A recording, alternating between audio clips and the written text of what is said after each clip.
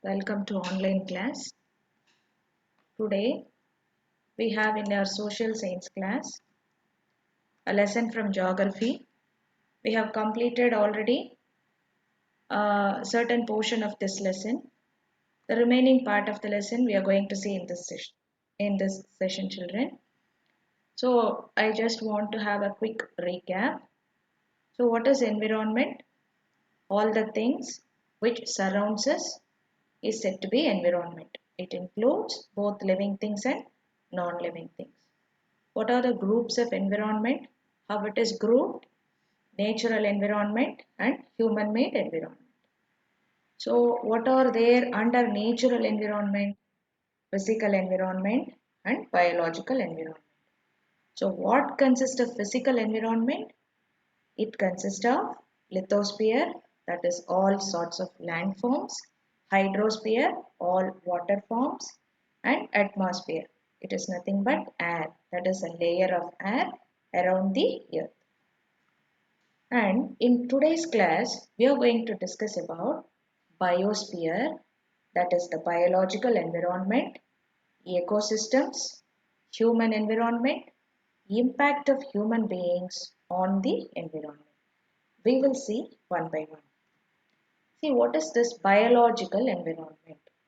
Bio means life. That is biotic means life forms, living things.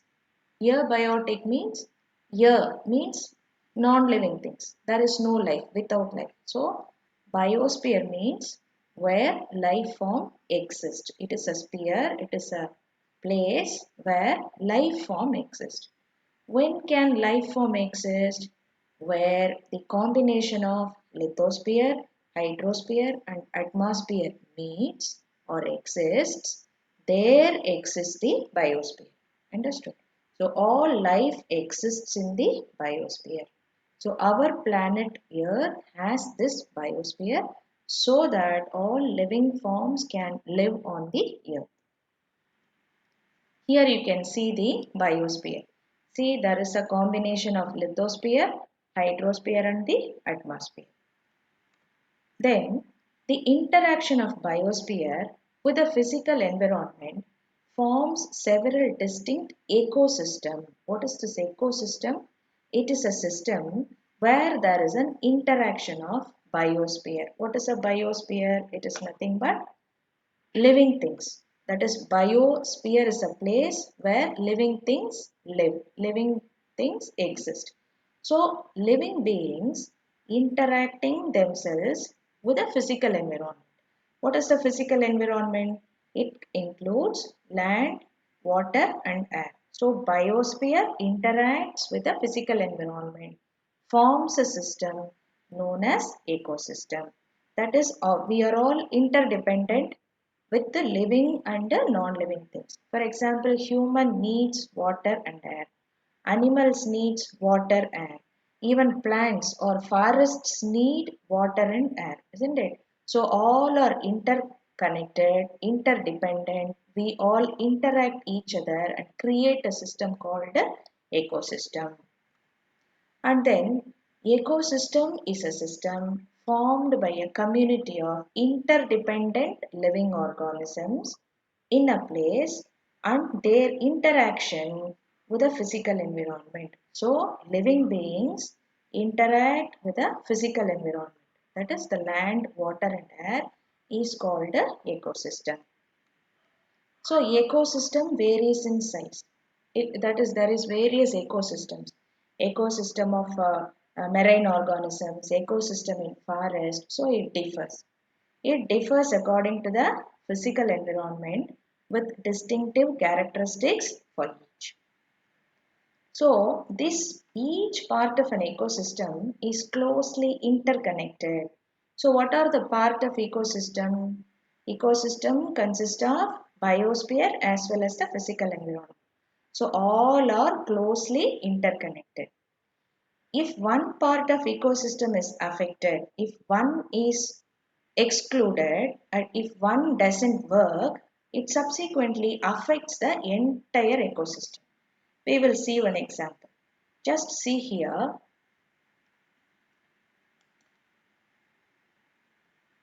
See, this is the rotten tree trunk, isn't it? So, on this rotten tree trunk, dead rotten tree trunk, fungus and mushrooms grow on this. These fungus or mushrooms are eaten by the insects. These insects are eaten by the lizards and frogs. These frogs or lizards are eaten by the snake. And this tree provides the place for the snakes to live on the holes of the trees. So you can see here all these are interconnected. Yes or no? Okay. Now, when a dead tree trunk starts to decay or decompose in a warm and moist environment, so it needs a moist environment and a warm environment for a dead tree trunk to decompose. And it becomes food for mushrooms and fungi. They, that is, these mushrooms and fungi, become food for insects. Insects become food for frogs and lizards. They in turn become food for snakes. So, if any of these elements are taken out from the chain, it will affect the entire ecosystem. Suppose if climate is not warm and moist, then the dead tree will not decompose. So, there won't be any fungi. Then the insects cannot eat the fungi. And the insects will not be eaten by frogs. And there is no food for snakes. So there should be an ecosystem and all these are interconnected.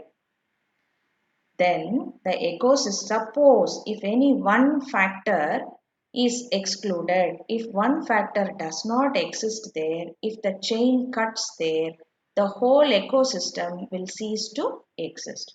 So the entire ecosystem is interconnected to all the components of the system. Then we will move on to the human environment.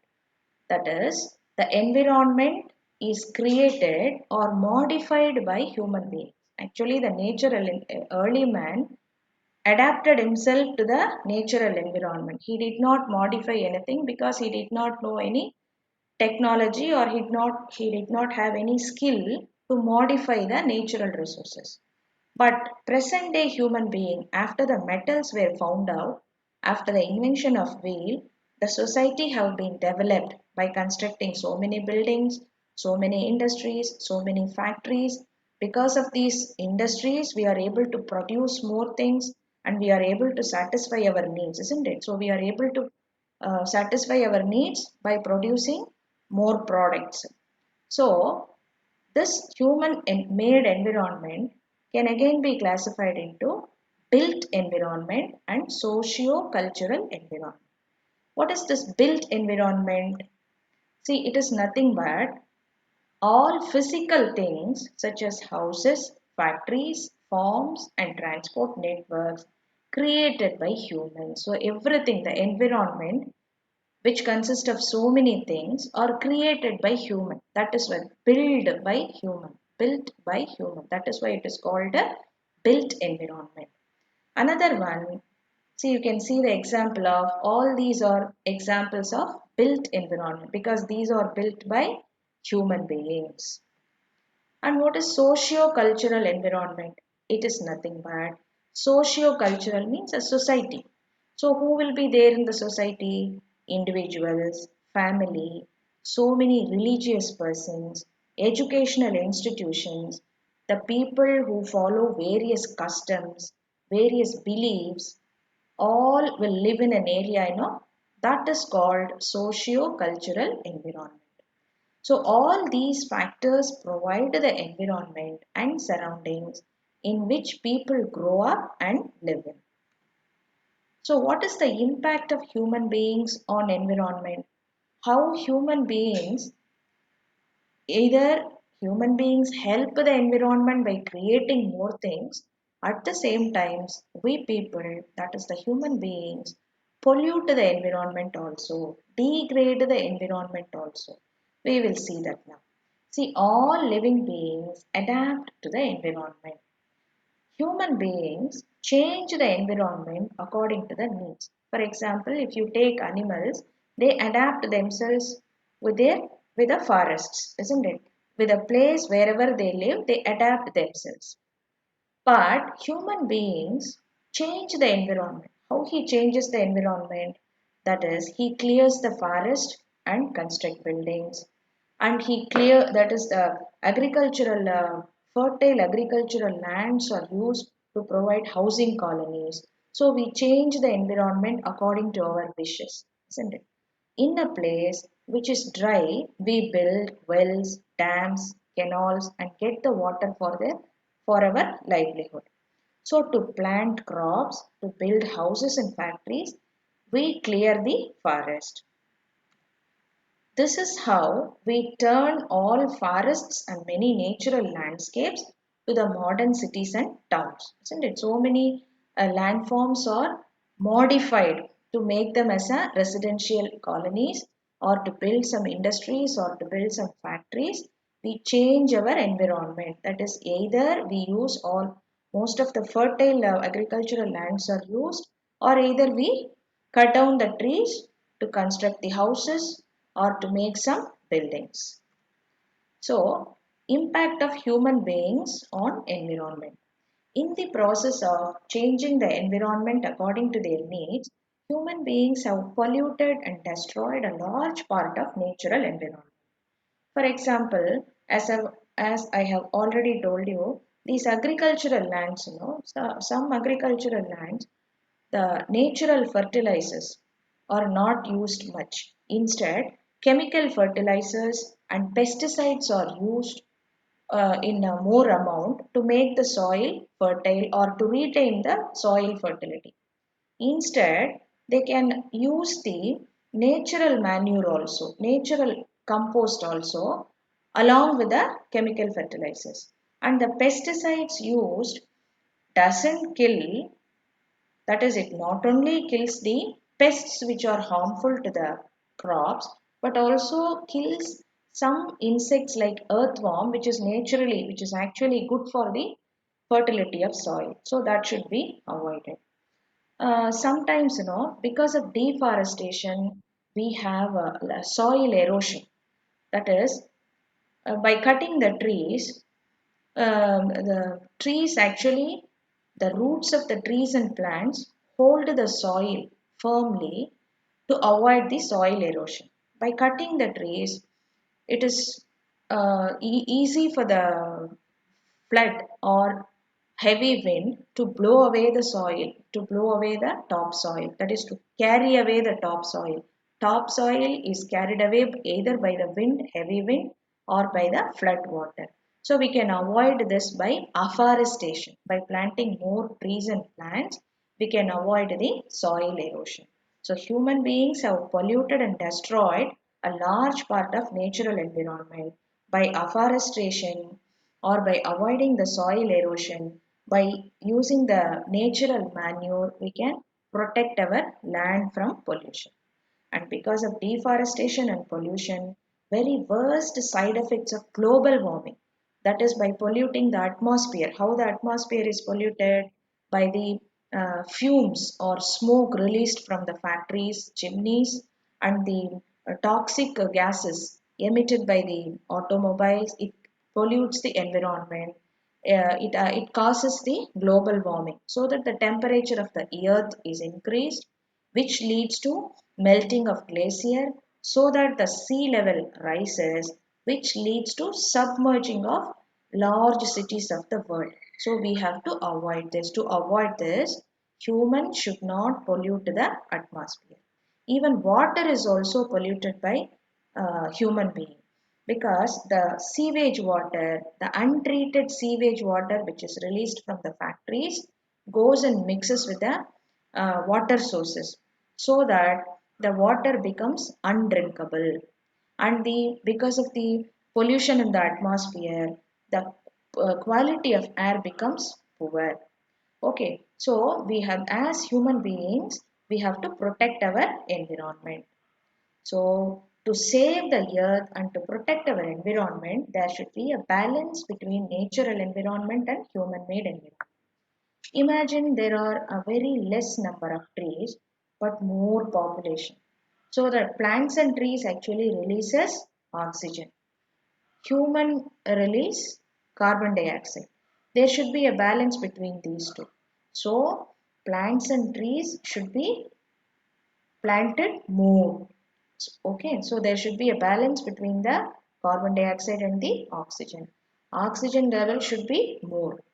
The natural resources should be used judicially and should not be overexploited.